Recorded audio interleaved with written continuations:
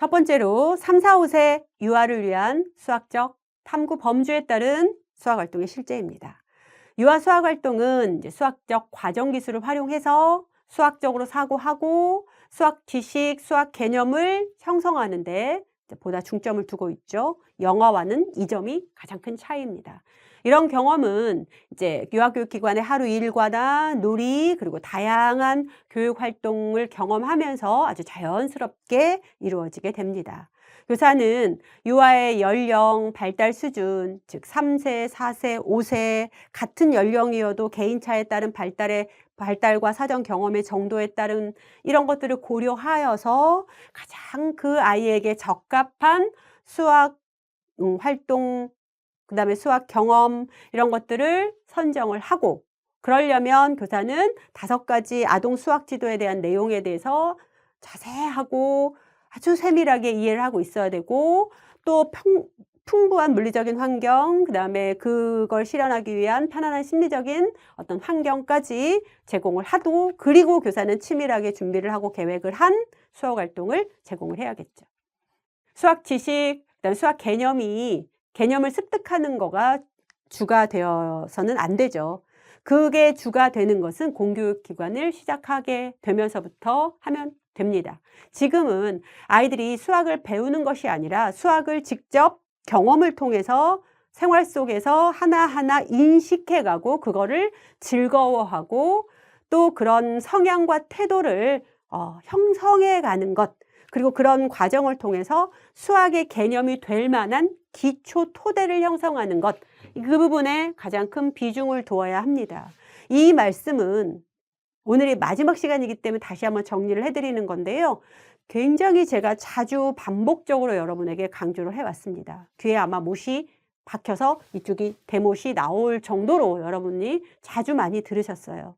그러니까 이거는 자주 한다는 건 이거가 중요하다는 거고 이거를 잊으시면 안 된다는 거예요. 그런데 현장에서 혹은 가정에서 아직도 이 말을 무시하는 이 말과는 전혀 정반대가 되는 그런 행동을, 수학활동을, 수학교육이라는 어떤 미명하에 아이들에게 실행을 하고 있고, 이 말은 그냥 말이고, 그죠? 전문가들이 하는 말이고, 공허한 메아리고, 현실은 실제는 다르다.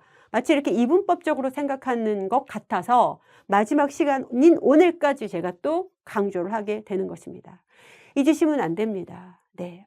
영아나 유아기 때는 기초 토대를 형성하는 시기예요. 그러기 위해서 과정이 중요한 거고 도잉을 하는 것, 직접 경험을 하는 것이 중요합니다. 그리고 그 과정에서 즐거워야 돼요. 아이들은 그 과정에 참여하는 게.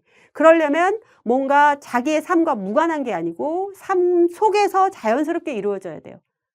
그리고 그게 의미 있게 그래서 남아야 되고 그 의미 있는 경험들이 누적이 돼야 돼요. 반복적으로. 그래서 내가 이렇게 하는 게 즐겁고 재밌고 그리고 내가 이거를 하고 싶다라는 생각까지 만들어주는 거예요. 학교 가면 그런 비형식적인 사전 경험, 사전 지식들이 이제 형식적인 수학의 지식과 개념으로 다듬어져 갈 거예요. 그러려면 그런 과정들이 다양한 영역에서 충분히 이루어져야 되고 즐거운 긍정적인 태도, 긍정적인 기억으로 남아 있어야 됩니다. 그래서 수학의 지식을 몇 개를 알았네, 정확한 사칙 연산을 빠른 시간 안에 정확하게 하네 못하네는 건 아무 의미가 없어요. 그걸 유하게 강조하는 건 3년, 4년 앞당겨서 아이들에게 과도하게 스트레스를 주는 것이거든요. 더 일찍 수학을 포기하게 만드는 결과. 수학을 아예 그런 어떤 사전 경험을 하지 않으면 수학을 이 아이가 좋아할 수도 있고 잘할 수도 있고 보통일 수도 있어요. 근데 그런 아이를 훨씬 더 그 아이가 낼 수 있는 능력보다 더 하향으로 아래로 끌어내리는 결과를 가져오는 거죠. 네, 그거 이제 앞에서 정말 제가 여러 번 많이 강조를 해왔기 때문에 여러분이 오늘 제 이 말씀을 끝으로 더 이상은 들으실 기회가 없을 텐데 이걸 오해를 하시면 안 됩니다. 정확하게 여기 이 말의 의미를 다시 한번 새기시고요.